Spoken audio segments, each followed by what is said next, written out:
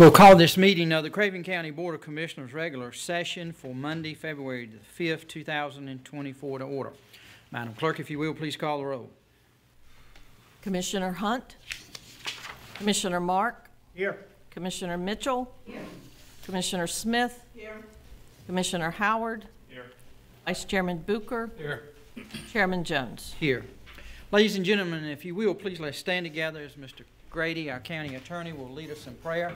Then I will ask you to remain standing for the Pledge of Allegiance to the American flag. Almighty and eternal God, you have blessed us with creation and made us fellow workers in bringing about your kingdom. So draw our hearts to you, so guide our minds, so fill our imaginations, that we may have insight into your purposes for our county and wisdom and determination in providing for its future, that in all our works begun, continued, and ended in you, we may glorify you in our care for all your people. All this we ask in your holy name. Amen. Amen. I pledge allegiance to the flag of the United States of America and to the republic for which it stands, one nation, under God, indivisible, with liberty and justice for all.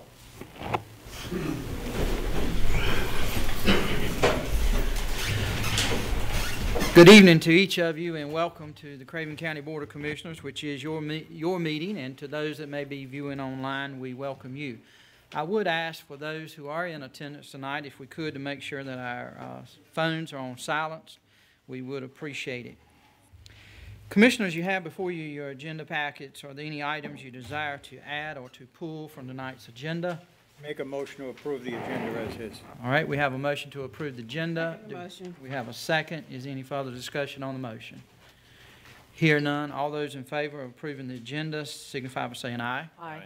Opposed? Motion passed. The first item we have is the petition of citizens for agenda topics. Vice Chair Bucher? We have none. We have nobody signed up. Any agenda topics? Okay. All right, we will go to item 2. Craven County Schools proposed repair and renovation reallocation. We're honored this evening to have with us Mr. Stacy Lee and our superintendent, Ms. Dr. Wendy Miller. Welcome to both of you. Good evening. Good evening. I'm here tonight to present or ask for approval for repair and renovation reallocation of funds. And just a reminder what these funds are, it's an allocation that we receive annually from North Carolina Department of Instruction, and it's to use on repair and renovation projects. And every district in North Carolina receives the same amount of money. And if you go to slide number 1, this is what was previously approved, and you can look at the different categories that are there: internet, phone cabling. We did a ADA lift improvement at Grover C. We did a canopy job at Grover C. We did painting at multiple sites. We did grease trap work at 2 schools, safety and security updates. So these were the allocations that were previously approved. If you go to the second chart, this is what we're asking to be approved tonight, the reallocation. So what you're seeing here is we've completed some of these projects. Some have come in less than what we anticipated as far as cost. So we've taken those numbers plus a new allocation from DPI and bunched all that money together into a new category called HVAC and controls for $221,000. What we're planning to do with that money is every year we have HVAC projects that are part of our normal capital request. We will move one of those projects forward, use the $221,000, which would eliminate one project that would be in the capital request, and hopefully that makes sense. So we're asking for approval for chart number 2, where the allocation is $927,000 across those categories. Okay, Commissioners, you have any questions for Mr. Lee and Dr. Miller? I will just tell the board that Vice Chair Bucher and myself, we met with you a few weeks ago. We discussed this, and you shared the same thing you did here. We asked a few questions, but Vice Chair Bucher and myself, County Manager, were satisfied with the conversation that we had and felt like it was appropriate to bring it before the board tonight. Commissioner Smith, you had something? No, I was going to make a motion. All right. All right. We make a motion that we approve the repair and renovation allocation. All right, we have a motion. Do I have a second? Second. I have a second from Commissioner Mark. And the motion is to consider approval of the reallocation of the public school building repair and renovation fund as presented, and to approve the $127,000 budget amendment needed in order to distribute the lottery proceeds. Any discussion on the motion? No discussion, just clarification that the real increase in change just for public consumption is the $127,000 for that's coming from the state, correct? Correct. Correct. Okay. All right, any additional questions? All right, hearing none, Madam Clerk, if you will, please call the roll. Commissioner Mark, Yes. Commissioner Mitchell, Yes. Commissioner Smith, Yes. Commissioner Howard, Yes. Vice Chairman Booker, Yes. Chairman Jones. Yes. Thank you, Thank you. Mr. Lee. Dr. Miller, while you're here, I'm not trying to put you on the spot, but I reckon I am going to catch you. We're honored to have you. Thank you for being here. You want to share anything about what's going on in Craven County Schools with us? Lots of good things going on. We are in the process, and we'll be engaging and asking some of you to engage with us on our new strategic plan for the next 5 years. Had a consultant here today working with our principals. Certainly going to get community involvement. Very excited. Something that was just released yesterday. Our projected scores pre-pandemic in Craven County Schools is actually above where they predicted we'd be even before the pandemic. So lots of good things, particularly in elementary school reading. I'm really proud in the last 3 years what we've done there. So I look forward to sharing that with you and also engaging all of you in the community in our strategic plan, because it's not just about the school system, it's about our community working together. Good. Any questions? Is she taking questions? I can. Thank you. Just regarding your strategic plan, I know obviously that could potentially involve a lot of tax dollars. How involved is, say, like Jack Veit and his team going to be involved in that? They'll all be invited. Really, the strategic plan is about goals we're setting for the school system. Certainly in that will be facilities and all of that, but there's no dollar amount attached to the plan. But we will invite all of you, along with Mr. Veit and his team, to be engaged in that process. Thank you, because last time we had a strategic plan involved from, I think it was Dr. Doyle, and involved quite a bit of tax dollars. That's what I'm thinking of. You're Thank you. correct. And we will more likely say things like improve safety and security in our buildings, and we'll not have a number. When we get to that part, certainly we'll be involved in that, and our monthly meetings, we will have no surprises for you if we ask for anything. Commissioner Mitchell. Okay. I hear strategic plan, and I know there's frequently a cost to do one. But the question that I always come down to is, when will we see the implementation plan? It will begin July 1. And it'll go for the next 5 years. And this time, I think the real difference is we're going to have scorecards along the way. So each year, I'll be able to present to the board and the commissioners how we've done along the way. I don't think I'm explaining myself very well. When I mean an implementation plan, I mean who does what, when, how, by what gateway. All of that will be in the plan with goals, and it will have owners of each goal. Okay, and we will annually update the commissioners as well as the board on how we're progressing toward that 5-year goal. So this is a dual plan, a strategic plan and implementation plan. Absolutely. Perfect. Okay, thank you. That was the question I was asking. Mr. Chairman, you mentioned that the reading had gone up since the COVID. What is the percentage that we are at? It depends on what grade level. We're above about 58 to 60%. And we were way around 47? Yes, sir. Below 40 or around 45%. Anyone else? Not again. Thank you for being here. Absolutely. Thank you for your Appreciate what support. both of you do. Thank you. Okay, item 3. Mr. County Manager, if you want to come, we have a subscription agreement you want to explain to us. Good evening, Commissioners. Mr. Chairman, thank you for the opportunity. We have an interesting item for you tonight. It's a service called Polymorphic, and I believe almost every commissioner has either met Parth and his team or has demoed the product here with us locally back in the fall. But what Polymorphic is it's a growing, in our industry, there's a growing demand for public information and citizen issue tracking.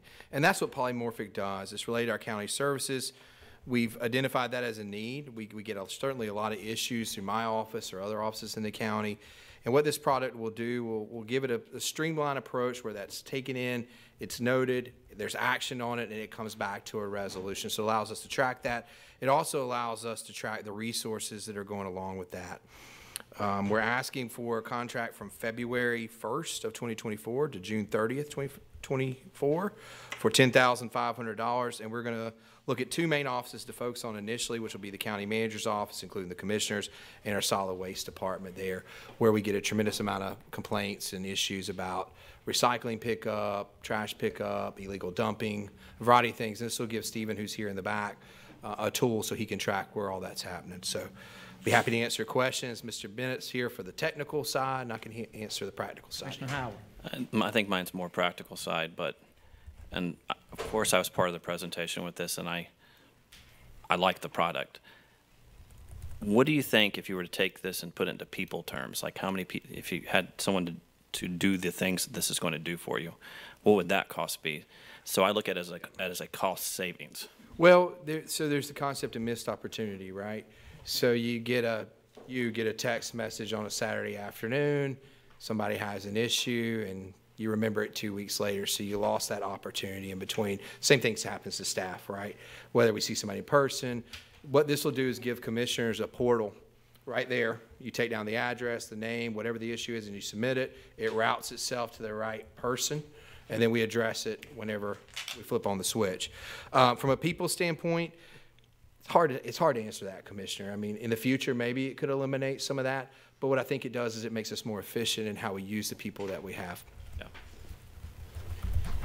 Yes, sir. My comment there would be, while it may not save us any people at the beginning, what my understanding was, it would probably help us not add people as we go down the road, because the efficiency, the current people will be able to do the job even as the county grows, the complaints grow, whatever grows. This product will allow the current number of people. So that's kind of how I looked at it. Yep. Not so much saving up front, but saving as we go down the road. Well, that was my thought. Like if you were to hire people to do what this is going to do, not that you're going to cut anybody. Sure. Hire people to do what this is going to do. It's doing the job of a person or two at Absolutely. least. Absolutely. That part, yes. A lot of manpower to do that. Absolutely, sir. For a fraction of the cost. Yep. Commissioner Smith, and then we'll go to Commissioner. I look at it as a positive in the way you mentioned, but however, also with a public relations issue. Because people, when they ask for something to be done, they like to know that we are listening and that we do it quickly. So I think when we address an issue a little quicker, it builds better feelings toward the commissioners. Yes, ma'am. That's exactly it. Commissioner Mitchell. With it, you may have said this, and I may have lost it when I was trying to keep track of the technology. Sure. Is this also going to be on the county website? Yes, ma'am. Okay. I see this as a tasker tracking system. Yep. Person A calls in, they're concerned about B, and county responds to them, and if we don't, we have a tracking system that says why. Yep. That's exactly it. Okay. And if it's not addressed in a time, it goes from green to yellow to red, and then it becomes a highlight and it blinks, and there's all types of notifications. And it helps us be more efficient, because also we get a whole lot, particularly Stephen's office. I mean, there's a whole lot of complaints. And if he's gotten a street and 5 Mondays in a row they miss trash pickup, then he's going to call the company and say, here's the 20 calls we got that, we had to take time away to deal with. You need to really address the situation. So it gives him that data to follow the complaints. Any additional questions? Works for me. I just have a clarification comment again for folks listening. When someone calls for an issue, whether that's recycling, trash, water, whatever, they're still getting a person. This is only a system that's going to allow the tracking and consumption of information in an orderly fashion. It's not going to be, and I would not support one of these AIs you call up and you're talking to some computer and it takes you 20 minutes to get a person. That's not what we're talking about.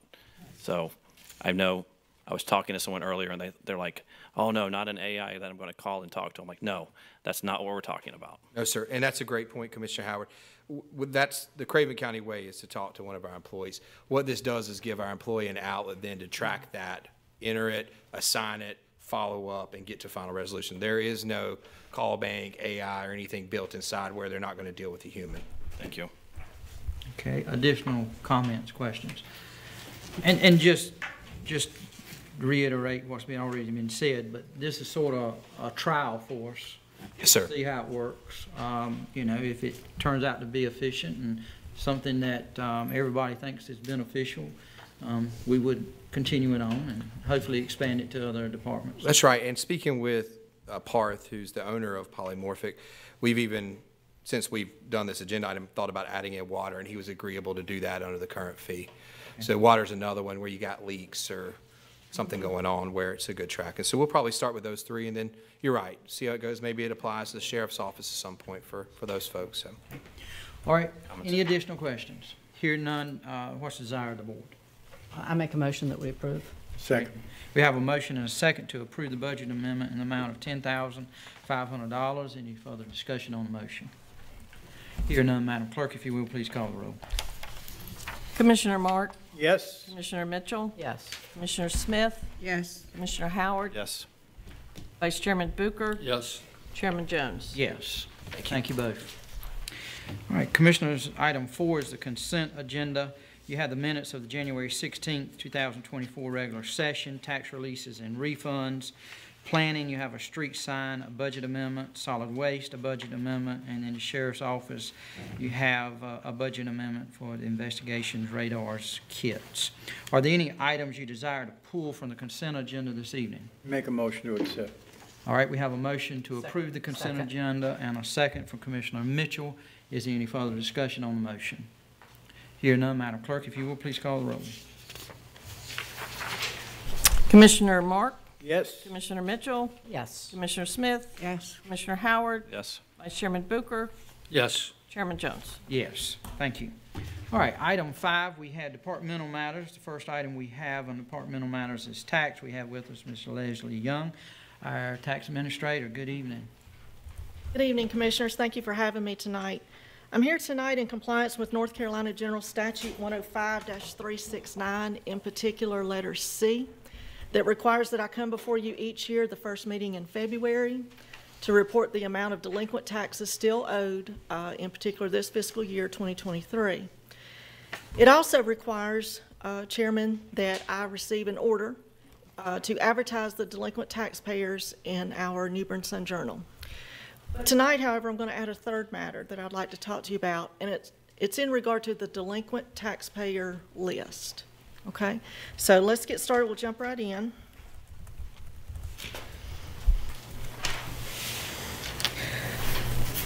For tax year 2023, as of today, our delinquent tax amount is $2,312,297.89. 2312297.89. Our collection rate is 96.06%. That's as of today. Compared to last year at this time when I reported to you, the delinquent tax amount was $2,045,130.97. 2045130.97. That is a difference that we are behind this year compared to last year of $267,166.92. I want to take just a minute and update you regarding the list, the delinquent taxpayer list. On July 20th, I mailed the 2023 tax notices.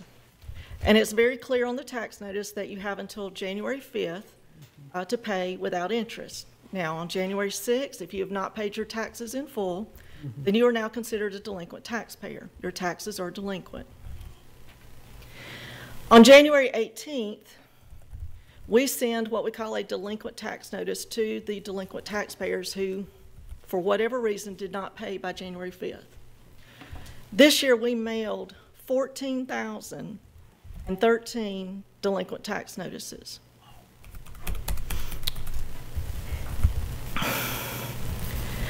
This year, in compliance with the statute 369 letter C, it also charges that I'm to advertise this list of delinquent taxpayers in the New Bern Sun-Journal. That ad will be published in the New Bern Sun-Journal on Tuesday, April 23rd. Tuesday, April 23rd is when the the list of delinquent taxpayers will be advertised in the newspaper. You have until April 1st, 5 p.m., Monday, April 1st, 5 p.m., and if you have not paid your taxes by then in full, then your name will be in publication. What the statute also says in 369 is that I am to post this list in our county courthouse as well as all 8 municipalities. So instead of just the New Bern Sun-Journal that I think we're used to having, I'm also to post the list, which I will be doing on April 23rd. I will post the list in the Craven County Courthouse bulletin board there, and I will be going around to the county on April 23rd to post in all 8 municipalities. The fourth place, that I'm not going to stop there, but on April 23rd as well, I will be posting this list on our county website, cravenncounty.nc.gov, the tax administration page, and on the front page you can click a link and see the list of all the delinquent taxpayers.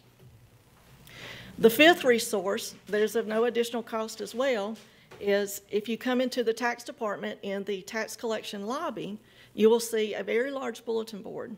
And we are in the works, and we'll have this probably by end of the week. But we are advertising the list of all the Craven County owned properties that are for sale so that anyone who walks in our office there can see what's for sale by the county. It will post also the upcoming foreclosure sales in regard to Grady Quattlebaum that works on our foreclosure sales for us. It'll post when the sale is going to be. Now on April 23rd, when this list comes out in the New Bern Sun-Journal and the other resources, we will be posting the list of delinquent taxpayers. So at no additional cost, we will include our website and the bulletin board.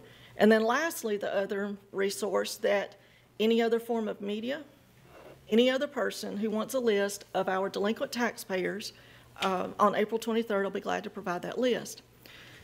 Now you may wonder why I'm a little loud. In fact, I'm quite loud about our delinquent taxpayer list. You see, when we mailed the delinquent tax notices on January 18th, that was the cost of exactly $8,000 just to mail the 14,013 delinquent tax letters. That was a cost of $8,179.07. Last year, we had 6 pages in the New Bern Sun-Journal, and I expect this year's to be fairly similar to what we had last year. That ad cost $9,425. So you can see we're spending in excess of $17,000 to tell the delinquent taxpayer that you missed the January 5th and we've added 2% to your bill and that we're posting in the newspaper. So I'm bringing on these additional resources of posting the delinquent taxpayers, but it's of no cost to us. Okay? Again, delinquent taxpayers, you have until 5 o'clock on Monday, April 1st, to pay your taxes in full to avoid any of these publications. Okay? At this time, Chairman, I don't have anything else, but if you have any questions, I'll be glad to answer. If not, then I'm ready for the charge. Okay. Yes, ma'am. Where are most of the delinquents coming from? From big ones, small ones, medium ones? It's a variety. And Commissioner Mark, it really is a variety. We have both who genuinely are struggling with their finances. But you have to remember, to mail them on July 20th to January 5th, that's 5.5 months that they've had their tax notice. And we also offer what we call a prepayment plan. There's no qualification. You just call our office, tell our staff, I want to set up a prepayment plan, and they get started right away. Okay? But there's a variety of those who are not paying attention to their personal finances, just simply not paying attention. And then there are those who are struggling, okay? But it's big and small. Okay. Commissioner Mark, the top 15 highest unpaid bills right now is about $500,000. No. Those 15 bills, That's just what put I that in was looking at. perspective. Yeah, okay. Commissioner Mitchell? Ma'am. Do you have an explanation for this increase in almost $270,000 in missing tax revenue? No. Unless it's just coming down to that delinquent taxpayers have gotten used to it. That's why I am being much more bold. I will tell you today that among 3 taxpayers, $55,000 was paid today. 276, no ma'am. No ma'am. Okay. Leslie, I think. Yes, sir. Let me get Smith, and then I'll get you. You know, and again, you'd have to look at the top 15 from last year and this year, but there's 1 or 2 really large unpaid bills at the moment that might be skewing that this year. Okay. One in particular. Okay, do we have, not to risk violating anybody's privacy. Sure. But I'm going to assume that there is a concerted effort to reach out to these individuals. Yes. Yes. That's what got 55,000 in today. Yes, yes. Not only is our staff working now on bank attachments, wage garnishments, debt set-off, but Ari has already stepped in a little premature to offer his assistance, and it worked today. So. All right, Commissioner Smith, did you have something? Yes, I have a question. Yes, ma'am. I'm curious to know if we've added people to the tax, businesses or where people bought businesses or home, have we added to the base of paying taxes? You understand? I'm what not sure I'm asking? clear. I'm sorry. All right, say we had 30,000 people on tax roll last year. I know this is a fictitious number. Did the number go? Did we get like 35,000 this year, or did we get less? Have we added taxpayers or lost taxpayers, or are we just dealing with the same numbers that are just not paying? So, You follow what I'm saying? I do. I know this year we had 14,013. I don't know the number, but I can find the number of what we had last year, the number of folks, to see if that increased. To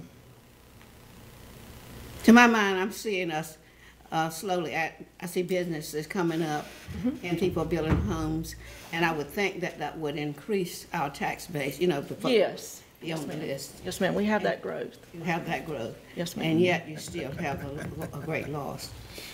Yes. Some are what I call repeat offenders. Okay. And some are for the first time. Okay. Vice Chair Booker? when Mr. Grady approaches us and says, we've got a piece of property that we have foreclosed, that means they haven't paid the taxes for 3 years, 4 years. Can you give us a ballpark on that? Yes, sir.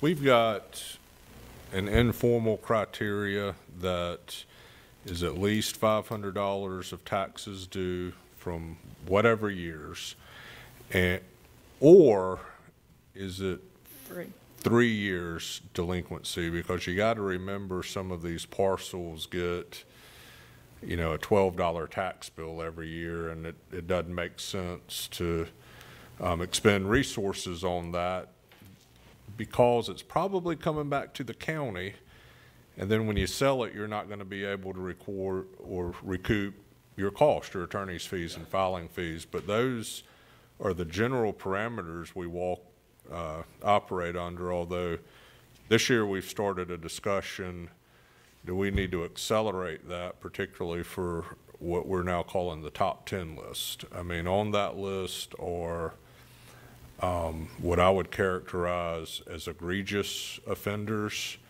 people that have the ability to pay and should have paid by now, should have paid by the end of the year. Some are repeat offenders, and the list is available. I'm sure Jack and Leslie can share it with you, but it's a list of folks that you scratch your head and say, what in the world? And the call I had today with one taxpayer, it sounded like a bona fide administrative error, you know, with out-of-state property owner, a company, and they resolved it. I mean, it's been resolved, so our collective efforts are having some success, but some of these delinquencies are really truly astounding, to be honest, and they're not folks on the top 15 list that are struggling financially. It's just really hard to understand, to be honest. Then my second part of that question is, give me the number again of how many, if today was April 1st, how many names would go on that list, or how many parcels? I don't know yet.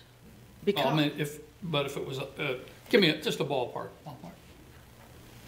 all right, if we started with 14,013, we could be right now, between then and now, maybe 13,000. Okay, so of the 13,000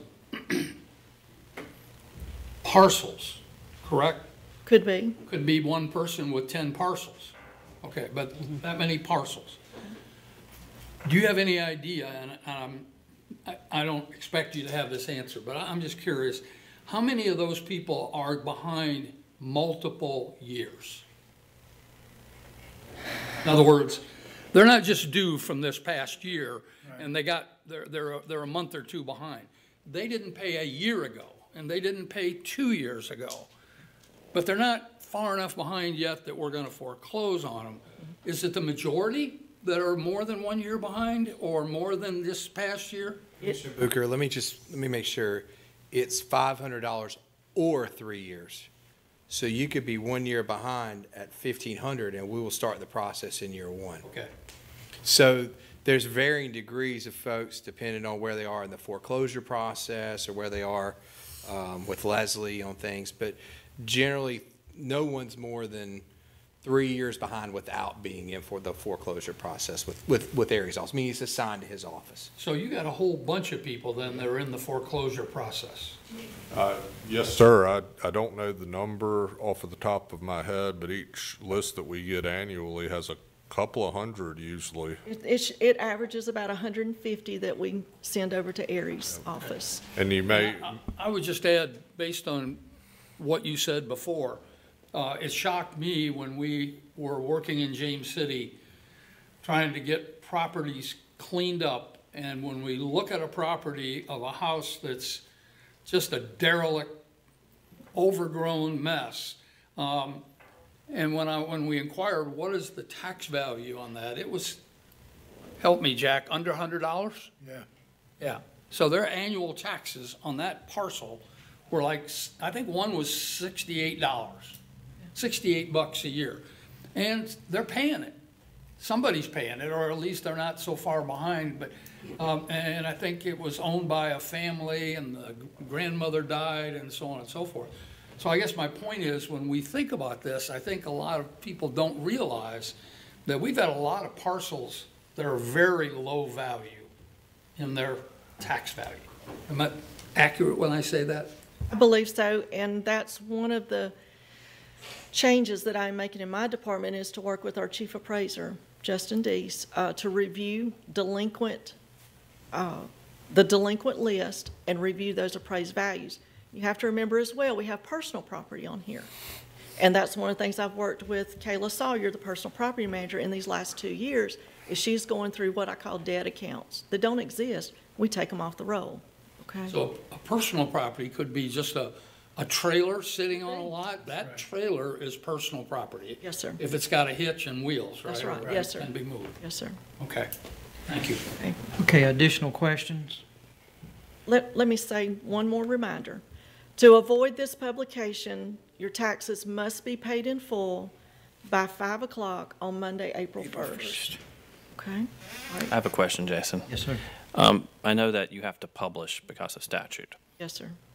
Does it say, because, I think ET made the comment of how many people get the Sun Journal right now. Not many. And if it's $9,000, could we publish elsewhere and get better bang for our buck? Does it have to be the Sun Journal? Statute said it has to be in general circulating newspaper. That's the New Bern Sun Journal. So, okay, that's your And it's, and just as you said, getting the bang for our buck, the statute also says that I'm to post at New Bern Sun Journal, I'm to post at the courthouse, the county courthouse, and the 8 municipalities. So there's that requirement, but I'm also, for no additional cost, the website, our tax collection lobby, and anyone else who wants it. So can I speak to that for a second? So Yes, sir. what you gotta think in perspective, all this money that's uncollected isn't all Craven counties. It's your volunteer fire departments, it's your municipalities. I mean, Leslie's collecting everything there. So a lot of the funds that we see are supposed to go to other people, other government entities as well. Yes, sir. How much of it is automobile? None. We collect no motor, No, that's that's all collected right. at the state level now. I said that. You basically can't be in arrears on that because you can't get your license tag renewed. All right, additional questions? No, sir, and I will make a motion that we approve Ms. Young to publish this in the Sun Journal. Second motion. Okay, we have a motion and a second to order tax administrator to advertise the 2023 tax liens in the New Bern Sun Journal, and you heard the other areas in which she will post also. Is there any further discussion on the motion? The only thing I will say is the state of our economy is not good. I mean, I've heard the comments that's been made. We talk about some of the larger folks not paying, but if you take and look at those that are on fixed incomes, Yes, sir. and so many that I talk to every day, and I'm not just pointing out senior citizens, but trying to live off of Social Security, and everything in the world is going up, and there's some critical times in this county, and I reckon one of the worst things I can say about this role of being a servant of the people is when you get past this process and you get to where it's being foreclosed on and it's going for sale at the courthouse steps, and we've had people in our community that I've known of that folks got together and contributed to those individuals so they could go and try to buy it at the courthouse steps. There's some bad situations right here in this county as there is across America, and the state of our economy, I will say it again, is not good. Yeah, I agree with you, Mr. Chairman. I think we get reports that the stock market is doing so good and so forth, but the average person doesn't have their money in the stock market. All right, we have a motion and a second. We've had a discussion. No more discussion. Madam Clerk, I'm going to ask you to call the roll on this, please. Commissioner Mark? Yes. Commissioner Mitchell? Yes. Commissioner Smith? Yes. Commissioner Howard? Yes. Vice Chairman Booker? Yes. Chairman Jones? Yes. Thank you. Thank you, Commissioners. All right, Commissioners, item 6 is appointments. You have before you the pending, current, and upcoming. Do we have any nominations for any pending? All right, here none, we will move to current. We have several here. The first one is the Craven Aging Planning Board. Commissioner Smith, you serve on that board. You have here Ms. Lydia Brown, who is eligible for reappointment. I recommend her for reappointment. Okay, we have the nomination of Ms. Lydia Brown. Do we have additional nominations? Here none, we will accept her by acclamation. Next, you have Emergency Medical Services, Jebediah Stansel from the Fort Bonneville EMS seeks reappointment. Commissioners, that is in District 2. I would ask that he be appointed. I nominate him. Are there additional nominations? Here none, we will set Ms. Stansel by acclamation. And then the Fire Tax Commissioner, you have a vacancy that has come up in the Harlow Fire District. You have an applicant of Carlos Kalazewski. Thank you. Yeah. Commissioner Hunt and I did talk about this. She's not here tonight. She did ask that the board would consider nomination of this individual. So moved. Okay, we have that nomination. Are there additional nominations? Here none, we will set by acclamation. Are there any other current that we have forgotten? All right, here none, we will go to upcoming terms expiring. You see those, commissioners, and we ask you to take consideration of those. Anything else under appointments tonight? Here none, we will move now to item 7, which is the county attorney's report. Mr. Grady. Good evening, sir. Good evening, Mr. Chairman and Commissioners. I will apologize in advance for the length of my report, but You say this is all above? yeah, this is everything. I'm taking up my time for the rest of the year. But it is good in its own way in that we have numerous surplus properties coming over from the city of New Bern after approval. So at the end of the day, it's a good thing for the county and the taxpayers. But I'll jump in and start going through these. The first one is a final approval after expiration of the upset bid period. It's 817 Murray Street. It is within the city of New Bern with a parcel ID number of 8-007-150. The final bid amount was $3,900. The original past due taxes and the cost of foreclosure together were $4,662.14, and the tax value of the property is $7,800. The city has given its blessing and final approval, and I would recommend that the commissioners do likewise. I make a motion that we go along with the city. All right, we have the motion. Second. I have a second to adopt resolution approving the conveyance, partial ID 8-007-150. Any discussion on the motion? Hear none, all those in favor signify by saying aye. Aye. Opposed, motion passed. Thank you. The second item is an initial offer to purchase for 1017 Bloomfield Street, also in the city of New Bern, with a parcel ID number of 8-006-206. The offer amount is $3,000. The original taxes and cost of foreclosure together were $10,485.53. The tax value on the property is $6,000. The city of New Bern has already given its preliminary approval, and I would suggest that the commissioners consider doing likewise. So moved. We have a motion, have a second? Second. I have a second. It is to adopt the resolution approving transaction and authorizing upset bid process for 8-006-206. Any discussion on the motion? Hear none, all those in favor signify by saying aye. Aye. Opposed, motion passed. Yes, sir. Board, because I don't know this information's actually, no one's here to speak on it, but when the city heard these, the intention of using, you're going to hear about 7 more, is that correct? Yes, sir. This was a proposal the city got for someone to buy these and place tiny houses on them. There was a newspaper article about a month ago. We had some correspondence with the local news. We haven't received that information, but just to give you context of why so many at one time. Okay. The third one is, let's see, this is 1013 Bloomfield Street with a parcel ID number of 8-006-208, also in the city of New Bern. The offer amount is $3,000. The original taxes and cost of foreclosure were $15,032.34. The parcel has a tax value of $6,000, and as with the others, the city has given its initial approval, and I would suggest the commissioners consider doing likewise. Make a motion. Second. We have a motion and a second from Commissioner Smith. Any discussion on the motion? Hear none. The motion is to adopt the resolution approving transaction, authorizing upset bid process for 8-006-208. Any further discussion on the motion?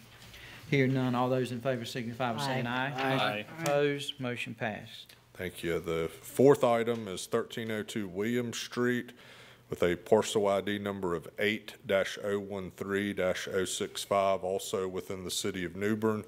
The offer amount is $3,000. The past due taxes and the cost of foreclosure were originally $3,302.73, and the tax value on the parcel was $6,000. The city of New Bern has given its initial approval to this, and I would ask the commissioners consider doing the same this evening. Make a motion to accept. All right, we have a motion. I have a second to adopt the resolution approving transaction, authorizing upset bid process for 8-013-065. Any discussion on the motion? Hear none, all those in favor signify by saying aye. Aye. Opposed? Motion passed. Thank you. Item 5 is another initial offer to purchase for 1411 Garden Street, parcel ID number 8-013-063-A is in Apple. It's also in the city of New Bern. We have a bid amount of $3,000. The original taxes and cost of foreclosure were $3,239.14. The tax value of the property is $6,000. The city has given initial approval to this one. As with the others, I would suggest the board. Make a motion to accept. Yes, sir.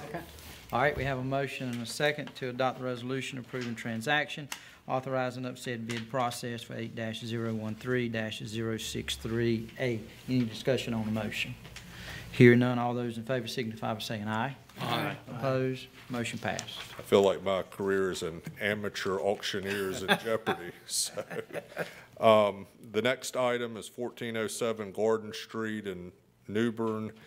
It's parcel ID number of 8-013-064. We've got an offer amount of $2,700. The taxes and cost of foreclosure were $6,124.07. The tax value on the parcel is $5,400. The city has given preliminary approval to this, and I would ask the commissioners do likewise. All right, what's the desire of the board?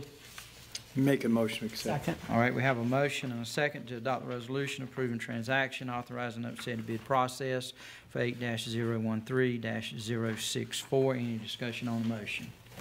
Hear none, all those in favor signify by saying aye. Aye. Opposed? Motion passed. Okay. Item 7 is 1904 Washington Street, also in the city of New Bern.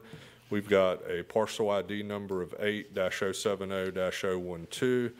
The offer amount is $10,000. The past due taxes and the cost of foreclosure were $2,925.31. The tax value on the parcel was $20,000. The city has given preliminary approval on this, and I recommend the commissioners Motion to accept. also. Second. All right, we have a motion and a second to adopt the resolution approving transaction, authorizing upsaid bid process for 8-070-012. Is any discussion on the motion? Hear none, all those in favor signify by saying aye. Aye. Opposed? Motion passed. The next one is a little bit of an unusual parcel. It's for 165 E Street over in Bridgeton. It's parcel 2-004-009. And it's unusual because it was not acquired by the county through what I call the modern tax foreclosure process. And it was in fact acquired by the county from a tax foreclosure in 1952 for a grand total of $394.71. The county's been aware that the property's been out there in the county's name for some years, but it's again not on the surplus property list or something that we've been advertising. Based on that, I did have a really detailed discussion with the bidder to make sure that he understands that we offer no warranties of title, and he gets what he gets with this, which is the case in most tax foreclosures, but we have a high level of assurance as to the underlying title because we just did the tax foreclosure, but nobody can go back to 1952 and check the file on this. In any event, the bidder has offered $5,000, and the tax value is $11,170. This is owned entirely by the county, so there's no town of Bridgeton approval required. It's just completely up to us, and we've got the documents prepared in your agenda should you want to approve it at that amount so we can move forward, but it's open to the board's direction. All right. So moved. This year. A question. Oh, well, I got a motion on the floor first. So I got a motion to approve. I have a second. We have a second. Okay, discussion. Commissioner Mark, we'll start with you, then go to Commissioner Smith. No, I was you just didn't going- have none. no. Okay, Commissioner Smith. I'm hearing that this property is located near several businesses, adjacent to several businesses. And I suggest that we might hold this for a short while and look at the possibility of selling this as commercial property. Does that sound reasonable or possible? Yes, ma'am. The decision is entirely within the discretion of this board if you want to hold it or if you want to counteroffer with a different amount. That's also a possibility. I will tell you that this particular bidder last year got right on the edge of making a bid. I believe it was $8,000, but never followed through with it, and he's come back now at a lower amount. So it certainly would be reasonable if the board would like to go back with a counteroffer, but it's absolutely in the discretion of the board. So there's about, and I'm looking at the aerial photograph in your packet. There's about 12 parcels in a line if you're coming on 17 north. And they are, a few of them are owned by this individual. A few of them are already in tax foreclosure currently. A few of them are owned.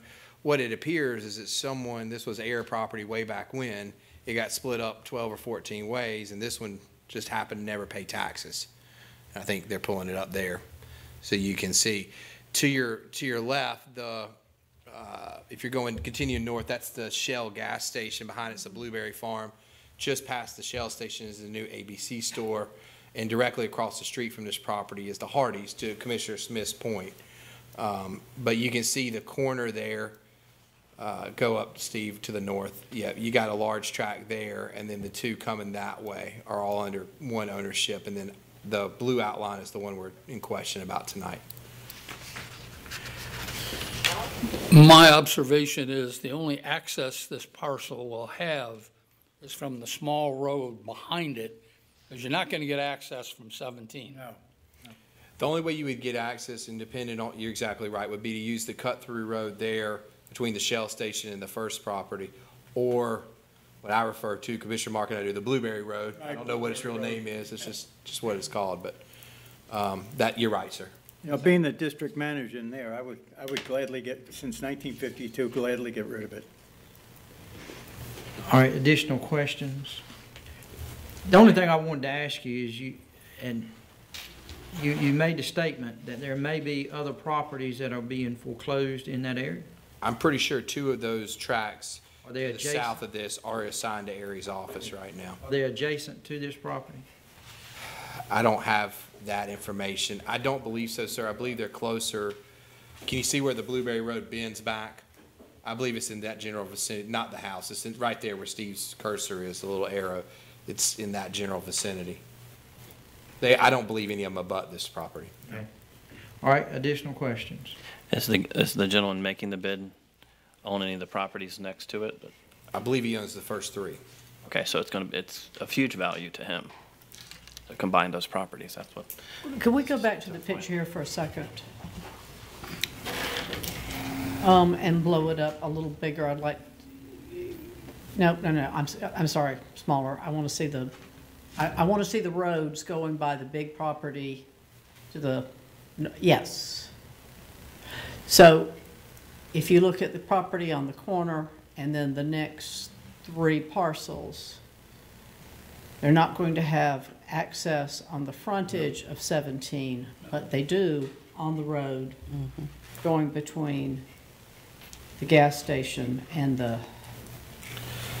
I think Commissioner Smith, and I don't want to speak for her, maybe this isn't what she meant, but when you add those first 4 parcels, you've got a commercial real estate site there. Yes. Capable of developing either a gas station, if you look at the same size, something of that nature.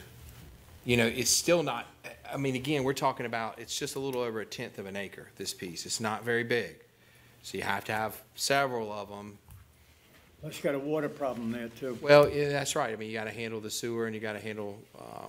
What about the other business, the other properties that they have water and sewer? Well, they've been raised up, some of them. Well, but I would like to... We're looking at the possibility. I would like to pull my motion and put this on hold until this issue has been studied a little bit further. All right. Am I allowed to do that, Mr. Attorney? If the second will be withdrawn as well. Yeah, I'll withdraw. Okay. I'd like to, I think this deserves a little more. So the new motion is to table this matter. Table this, Can we have some further discussion with Yes. the bidder? Okay, thank you. Okay, yes. so we got Yes. a motion to table. Second. We got a second. Any discussion? All those in favor of tabling it signify by saying aye. Aye. Opposed? Motion passed. Okay.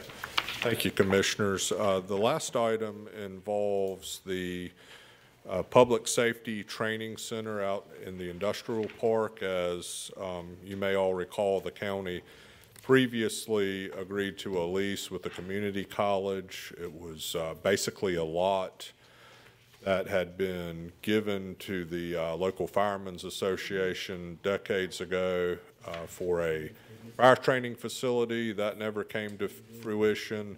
The county received the property back, and in turn, the community college said, well, we can use it for much the same purpose.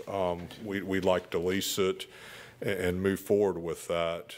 The college has come back and basically asked for an amendment to the lease based on requirements of some of the state funding that they're receiving. The amendments are fairly simple. It's changing it to a 40-year lease, and we've also got a provision added that if we terminate the lease without good cause, we will owe the cost of the improvements amortized over the life of the lease back to the college so they can in turn reimburse the grant funds. Your management team and your legal counsel don't have any problems with these terms, and we suggest the board approve them. So moved. All right, we have a motion and a second to approve the lease. Any additional discussion on the motion? Madam Clerk, I'm going to ask you to call the roll on that one. Commissioner Mark, Yes. Commissioner Mitchell, Yes. Commissioner Smith, Yes. Commissioner Howard, Yes. Vice Chairman Booker, Yes. Chairman Jones. Yes. Okay? Thank you. That concludes my report. Thank you, Commissioners. Thank Appreciate you. All right, item 8, petition of citizens' general topics. Mr. Vice Chair. Yeah, we have two people. The first one is Ray Griffin. All right, and we would, before you start, Mr. Griffin, just remind, I should have done this earlier, but remind our speakers we have 3 minutes to make remarks. Good evening, sir. Amen. God bless you. Ray Griffin, Vansport, North Carolina. We got to talk fast. Just by listening to you, we have become a nation of greed. We're not no longer a nation of need, and we've compromised our values, and compromise is deceitful. The very nation of compromise is deceit, whether it's political, social, national, or local, mental or physical. Compromise is spread by those who deceive. A strong stand is spread by those who tell the truth and show the people the result of compromise. Compromise is a failure to continue in the things we have learned and been assured of. When fighting for the right, we must never cease until we prevail. The battle is not always ours. It's won by the strongest, the smartest, or the most elite, but ultimately it comes to those who possess and preserve. While we have much to admire and love for America, and we should call America our home, our nation is rapidly drifting from its very foundations. We must take seriously our responsibility to put America first, not only in our homes, but in our national affairs and our local affairs. What used to make us angry today, we just tolerate. The world is changing every day. Wall Street is saying, check your numbers. The politicians have embraced a lawless generation. Life is cheap, and they have no remorse. The truth has fallen in the streets. This generation today has to follow the truth and fall in prey, and the truth is ill-defended and is short supply. Beer joints on every corner. Look at what's going on in America. What can we expect? The other day I paid $700 to get some fuel, about what it was from us. Taxes on that fuel were $50. Think about it. Same thing, you're raising taxes on houses. Now the tax on insurance is going up. It's up 40%. Housing now is ballooning out. They charge so much for them, till now houses are not selling. Who's brought all this on? The American greed, trying to make that almighty dollar.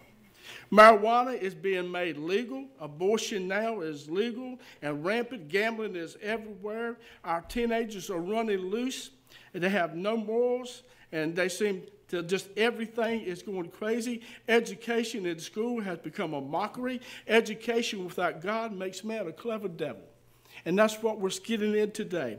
We need to vote for the truth. Fly the American flag, lift up America, stand up, get prayed up, get fired up, and keep on looking up. A lot of the problems you could solve, this problem could be solved. We've raised taxes, we've raised everything, there's anything in here that we can look at we don't pay a tax on.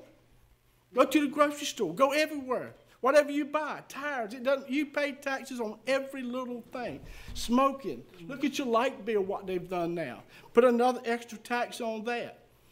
How many of you remember we used to get a light bill, they didn't charge sales tax. Now they charge 3 and 4 different types of tax. We're being taxed to death. The world is saying, Eric, Merritt, steal it, get it any way you can. And sad, the teenagers in this world are going absolutely crazy. Thank you, Reverend Griffin. Thank you, sir.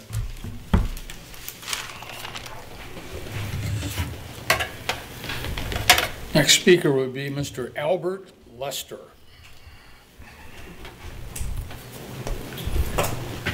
Good evening, sir. Good afternoon. Good evening. My name is Albert Lester. I live at 706 Badger Lane, Havelock, North Carolina. I just want to thank the board for the support of all the programs that come before the board, and we really appreciate you guys' time, effort, and looking into all this stuff. And the city manager spoke on this, I think, earlier. GDS, if GDS could give the city government that they serve outside the county, outside this area here, a heads up if they're going to be more than 2 days. Since December of 2023, they went through the holiday period. Well, for some reason, they're not back on track yet. Down in the Havelock area, we went approximately 6 days without a GDS coming through. And the last GDS that came through, I believe it's second week in January, he came through our neighborhood. It was like 7:30 at night. Thank you. Thank you. Thank you. All right, is that it, Vice Chair? That's it. All right.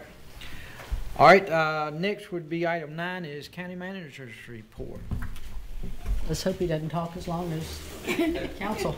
No, the county attorney took a lot of my time tonight, and I appreciate my good friend Mr. Lester promoting me to city manager tonight. No, that's good. I appreciate it, sir. Thank you for your comments. You're exactly right. Commissioners, at your place, you have a bound book. This is the county's audit. It's being presented to you 2 weeks in advance as board policy, and you will receive your presentation on February the 19th. So please take it home. Mr. Warren will have his team here on the 19th to present the audit, but I can give you a little foreword. It was a really good one, and Craig's team worked hard this year with a lot of challenges downstairs, but did a great job with it. So it's to you tonight. Second, I'm going to invite the sheriff up. I do have an item that's a little bit unorthodox for us. It came up late Friday. The sheriff and I had what we're calling a pre-budget meeting Friday, spent some time together. And one of the primary things we've been discussing for a couple of years is the departure of the Dodge Charger vehicle that the sheriff has used for many, many years. It's the only sedan that's still made that's police rated. And when I say it's still made, meaning this is the last year. So orders were in. Last year, the sheriff worked with the county. We ordered quite a few, knowing it was the last time. And come to find out, when his staff was researching vehicles for next year, that several of these vehicles were ordered by local North Carolina law enforcement agency and were not taken, meaning they decided not to purchase them. So they've become available to other agencies. And talking with the sheriff, and I certainly want him to speak for his programs, but this is a great opportunity for us.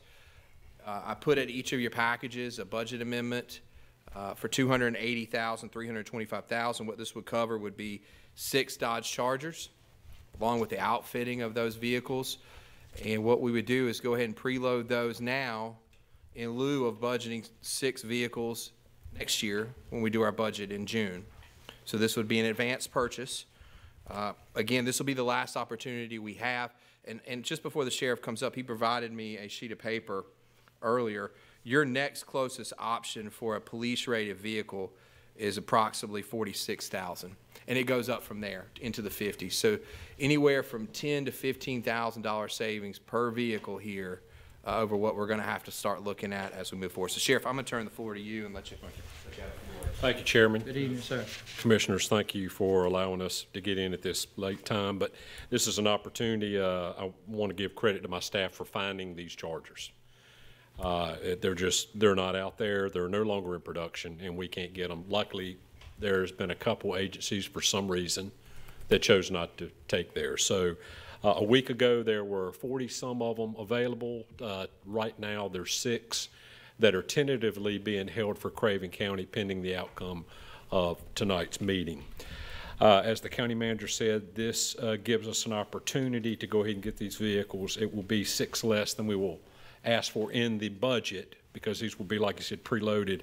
But the purchase of these vehicles will result in a savings to the county of $65,000 to $107,000 by the purchase of these vehicles, because at budget time they will not be available, and the vehicles that we would be left with, which are no sedans, are all SUVs or pickup trucks. And they range from, like the county manager said, the next closest to us is $46,000 and change, all the way up to almost $54,000. So we're very fortunate this opportunity has presented itself. I'm asking that we please take advantage of it. Like I said, it's going to be a huge cost-saving measure to the county for us to get them. And it's a shame that they're not going to make these anymore, because right now they are the biggest bang for the buck, and they last us about 150,000 miles. Okay, questions? Move to approve. Second. All right, we have a motion and a second to approve the budget amendment of $280,325, correct? And we're saving $60,000. Yep. A minimum of. Yeah, we go ahead and do it now. All right, we have the motion and a second. Discussion on the motion. The only question I would have is, how long will it take to get them upfitted and they get them on the road? Well, we get them all upfitted locally out in Fort Barnwell.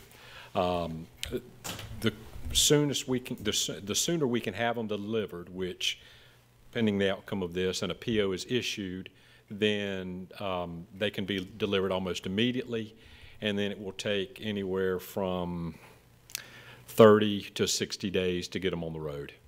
Okay. Outfitting, marking, stuff like that. So, all right. Any additional questions? Not a question, but just a comment. I find it interesting, after 100+ years of cars being built, there's only one car, sedan, being built in the United States starting next year, and that's a Ford Mustang. Every other car is gone. You have to buy an SUV or a crossover. Sedans that we've been buying for 100 years, there are no more. You can still buy them, but you have to. They're only Toyotas, Hondas, none of the American brands. Well, it is, for our transport vehicles that we're transporting across the state every day, and our patrol vehicles and our civil vehicles, it is imperative that we have a 4-door vehicle. Yep. Because that's where we're sitting the people that are transported in a secure location. So it's going to present new challenges for us, and unfortunately, none of these SUVs are in this price range. Okay. Any additional questions, comments? All right, hear none. Again, the budget amendments for $280,325. Madam Clerk, if you will. Commissioner Mark? Yes. Commissioner Mitchell? Yes. Commissioner Smith? Yes. Commissioner Howard? Yes. Vice Chairman Booker? Yes. Chairman Jones? Yes, motion passed. Thank you. Sheriff, while you're standing there, if you don't mind, County Manager, you got anything to share with us, sir? I don't, other than, we're continuing to aggressively go after the drug traffickers. As we have all sat in on the meetings on our opioid epidemic that we're still dealing with, I believe it's beyond an epidemic, whatever that might be. We're going to continue our aggressive enforcement actions, but also the great things that we're doing now in our confinement facility to get these people that want help, the help they need, and a pathway to healthy living and being a productive member of society. So once again, that's a huge investment that y'all have made as well. And I thank you for that, because I can tell you no sheriff in this state ever thought they were going to have to become mental health professionals. So without the resources that y'all have helped put in place, we would not be successful. And we've got a lot of successful stories. Any questions for the sheriff from anyone? Not. Thank you, sir, for being here. Appreciate it. All right, Mr. County Manager. Yes, sir. I'll just finish up with a couple updates. February 13th, we have a tour scheduled for Cherry Point, as requested by this board. There should be an agenda at your place tonight. There's some information Nan still needs to retrieve from you prior to that trip, so if you'll follow up with her after the meeting. Look forward to an all-day, appears to be 8:45 to 3:30, and we'll be partnering with Pamlico County commissioners from there and staff on the tour. Last week was a great week. I was able to do a lot of engagement outside the office, which haven't done a whole lot of that, and at least that much in a week in a while. But really good groups, a lot of interest in county government, a lot of things. Important things were discussed, but most importantly, I think the sheriff just alluded to it, was the program that Amber and her team in the Opioid Epidemic Response Program put together, I believe it was last Wednesday, and the feedback that we received as a county for some of the needs in the county. And I just want to thank Amber and her team for putting together a really great night, a really great presentation. And some of the facts have resonated with me, some of the charts that Eric went over with you. And just for the record, some of the charts show that we had still some very high rates when it comes to death by overdose, emergency room visits, and fentanyl in the drugs that folks are overdosing from here. It's a really sad story, but it makes the work we're doing worthwhile. There's a lot of programs, and I'm pleased to announce for the record that we've signed a contract with the Healing Place of New Hanover County. We have 6 beds there for citizens of Craven County. Commissioner Booker has been in that facility, saw the program firsthand. I would encourage you, if you have time, I'd be happy to go back with you to do that. It's really a meaningful program, a lot of good results there. And also, I spoke to a civic club last week, really great, almost 100 people in the room. But one of the things I said, and it was prompted by a question from the audience, was we were talking about the needs of public schools, right? And Dr. Miller and Stacy were here tonight. And I said 3 numbers to the group, and I saw a few folks over the weekend like, I just can't believe what you said. But it's a new elementary school, in today's dollars, is 50 to 60 million. A middle school is 80 to 90 million, and a high school is 120 million. Just to put that out. I mean, those are real numbers that other counties are spending across this state. And unfortunately, one of the things that's hampered us is our ability to receive some of the grants that the state provides because of our tier status. Our tier status meaning we're a relatively, in the state size, wealthy, prosperous county, so that counts us out a lot for the educational money that's there. But the way the system works, some of our peer counties that we benchmark against, Pitt and Onslow, are considered some of the poorest counties in the state. So there's definitely a flaw there. It's something that needs to be worked on. But I want those numbers to be out there because when you look at tax rates across North Carolina, counties that have higher tax rates build schools. And it's almost 20 to 30 cents more than what you'd see in a Craven or some of the other counties. So just put that in perspective. But, Mr. Chairman, I'm here if there's any questions for me or anything I can handle for you tonight. Any questions from the board? Thank you. All right, thank you, sir. All right, Commissioner's report. Who'd like to begin this evening? I have nothing to report. All right, Commissioner Mark, we'll begin with you. Commissioner Smith, you want to go next?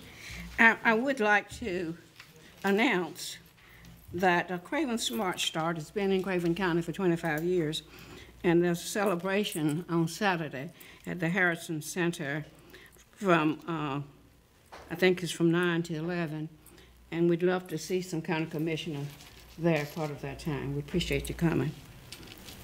All right, thank you, ma'am. Commissioner Howard. I'd just like to thank Jack, Chad Strong, and others. As you know, you have a town hall, then of course that's always followed up, or HOA meeting that you attend. That's always followed up with a lot of complaints and issues that citizens need to be addressed. And I've of course stayed busy on the phone with those folks, and they've addressed the issues quickly, or they're working on those issues. So thank you guys for that.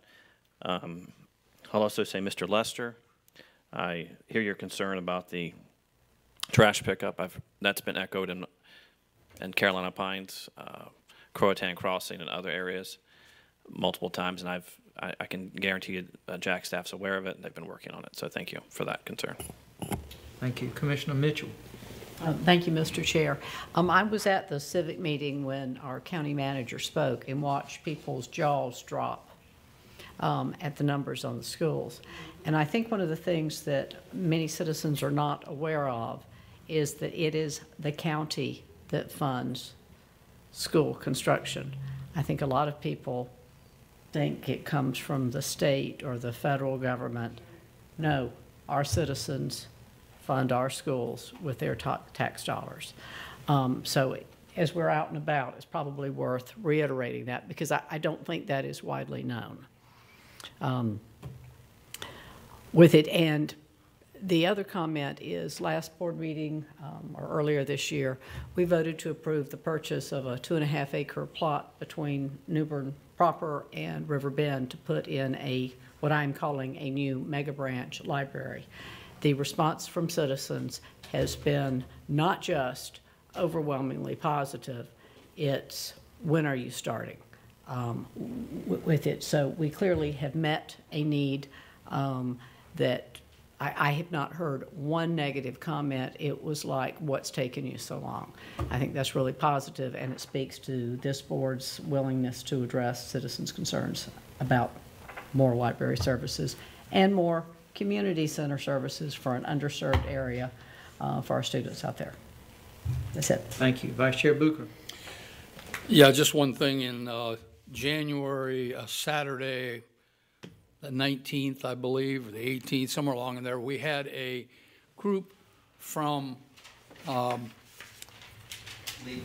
Legal Aid, thank you, came to James City, to the community center, and had a great presentation on why you need a will, and then they are going to assist people who want assistance preparing a will.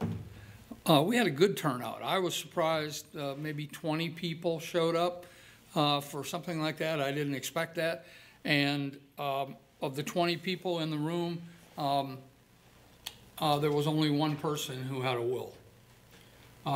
And I guess that shouldn't surprise us too much, but I think when the presentation was done, I think a lot of people made their mind up they need to get a will. So it was good, and it was free to the public, and they're going to be doing another one in Harlow, I believe. Or it happened. That was on January 27th. Also well attended, from what I understand. Not January 27th. Yeah, it was. It's already passed. Okay. It was January 27th. So yours was the 20th. They had theirs already. Yeah. Okay, yes, so we've had 2 in our county, and I think it just points out there are probably thousands of people in our county who don't have wills, and I know once you're dead, it doesn't matter to you, but it may matter to your heirs, your family. If you want the state to decide where your assets go, just don't have a will, and then the state will take care of it. And if you like that option, then there's something wrong with you. So. Is that it? That's it. All right. I have nothing to bring before the board. Staff, you got anything else? All good? All commissioners good? All right. Hearing nothing else, do I have a motion to adjourn? So moved. Got a motion and a second. All those in favor signify by saying aye. I got to catch Leslie real quick.